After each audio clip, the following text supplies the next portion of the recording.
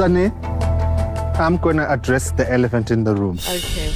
It's tense between you and Mbali. Because of the Real Housewives of Durban, Sorisha actually promised us to come to the reunion with receipts. And truth be told, she was there with receipts. Like, this reunion is actually one of the most interesting reunion I will say Durban had in the 3 seasons it has existed so far. This is the gist with Loba, and I am Loba. And on this video, I'll be doing the review of Real Housewives of Durban Season 3 Part 2 reunion. So just stay back as we have this conversation. Mablerh is actually hosting the Real Housewives of Durban reunion for the very first time. But truth be told, this guy is actually good with this hosting job. Like, he's good at it, he's grounded. And you know, last week there was this reaction from fans of this reality show that, oh, Mablerh is being partial because he's not making the likes of Sorisha to be accountable to what she had done wrong on the show. But so far, I haven't seen a part 2 of this reality show. We can all say for a fact that Mablerh is not who we think he is or who we've accused him to be. So far, this reunion is actually interesting. It's a bit emotional, and to an extent, I really like how well he was able to make them come to, some of them come to resolution, and those who had decided not to come to a resolution, we can all see it from the perspective that they just don't want to come to a resolution, because Mablerh really did try his best to make these people come to resolution. They had so much conversation around Slee and Nonku. And I feel like Slee and Nonku friendship and dynamic and how they fell out was one very interesting story, or a very interesting part of this reality show. Or yes, that's it. Because these two actually came up as cool friends. They were friends and the rest, but they ended up at the end of their season throwing punch at themselves. You know, it's crazy, and it's not an interesting one to see, like how they fell from being friends to enemy, or probably being enemies. So it's not just so cool, but it is what it is. So this reunion is quite interesting. I think I've said that. So the very first conversation I'll be discussing now, it's Slee and Nonku dynamic, how they fell out. So during the reunion, Slee was able to take accountability about going all out, to the extent of walking down to Nonku and even trying to go physical with her. She was like, that is not something that she can actually justify. Like, okay, I was so angry, or like I was angered to that level. She was like, she do not think she should be so angry to any extent of even doing that to someone, especially even on national TV. She felt bad, she was remorseful about it, and she did apologize. Then for Nonku too, Nonku is actually quite she was able to acknowledge where she had come wrong, or a situation where she had done bad. And it's actually interesting because she felt like that comment about Slee borrowing and the rest should have not really come out. But for me now, understanding how everything turned out to come up, it's not as if I don't want to actually justify. Like, I feel, and again, one thing that really make them to share that kind of relationship is the fact that they are very close friends and they do share so much. So it's not as if she just go around and get from random people. Still was of the view that they've been so friends, and they've been so much of friends, like they are very, very close, and they've gotten to the extent where they had this kind of sister kind of relationship. So she felt bad that Nonku will go as far as spreading such information about her and the rest. Then now, during this reunion, when I get to understand that it was just Nonku having like a gossip with Mbali, and probably Mbali did not really see it as school, and Mbali took it to the group. So that is it. And for Nonku, she felt bad. She felt like she should have just apologized when that conversation was brought to the table, instead of going on and on with it. So she felt like she shouldn't have done that.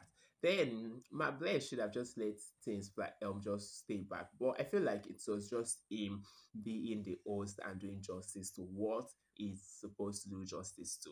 So the multi-million-dollar question was Sorisha and the receipts just promised her babies. You know, I really just like that scene where she was like, oh, I'll be bringing receipts to the reunion, baby. It's so interesting. It just gives us that I don't know, it just make viewers to anticipate the reunion. So when she did say that, I feel everybody who want to watch the reunion or who watch the reunion or yeah, like if you're looking forward to the reunion or if you've seen the reunion, you even yourself you want to act like you be like the host should ensure like okay, so Risha, give us the receipts you've promised us. So the funny thing was that Sorisha was like, and it's just so fine that Sorisha actually handled it that way because to that make her a messy person. Like, it's not so much of a good person to do that. So she was like, fine, these two people had come to resolution. They've decided to let things just slide and the rest and get to let it go. So she bringing what's the name receipt or having to bring up conversation about things or people Nonku or it's just like taking them aback. So she was like, no, she won't do that. But Nonku was like, oh, blah, blah. Like, Nonku was trying to form strong headed. Well, she was like, for the fact that Slee had like, okay, let this conversation. And I feel like that's like sane to do because these people are ready to let go this conversation, but I feel like it's just saying they do that.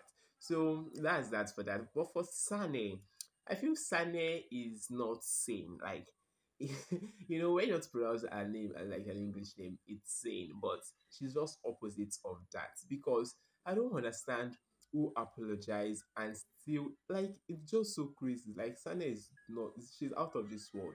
She's not human because I don't imagine. I can't wrap my head around how she think and how she decides to do her things, how she just decides to open her mouth and say some things. It's just so irrational. Like just seem like someone who don't think before she talk. That's how it seemed to me. That's how it seemed to me. That's what it appears to be.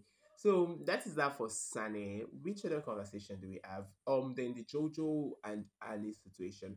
Jojo and Annie really shared a very good friendship season 2 when Jojo joined the group. And aside the fact that they shared good friendship, at the beginning of this season, this friendship continued until the end of the season. At the end of the season, we saw these friends who were laughing, like, they were cool. Even like from the very first episode of this season, we saw how Annie was so vulnerable around Jojo and was telling her about how she have this look and the rest and she wants to have a treatment about it. That shows how she really valued this friendship she had with Jojo. Only for was it episode I think 9, 10 or thereabouts, we see them screaming at the top of their voices and the rest, and it was so bad. But it's understandable that Jojo felt bad for how she had let go this friendship, how things have turned out to be, and Annie too really felt bad, and she was accountable for the part she was wrong for. Then it's quite interesting that at least Jojo is taking responsibility this time around. Yes, then Annie is actually not just being that misabation. I feel, and I don't know if I'll say sing praise of Annie, like because I know the kind of person Annie projected herself to be season 1, season 2. She seems to be like bossy, unapologetic, and the rest. But this time around, she had bring down this I don't know if I'll say this feeling of I cannot people cannot get through me. Now she's kind of calm, not like calm. I'm talking about this perspective at which she's cool.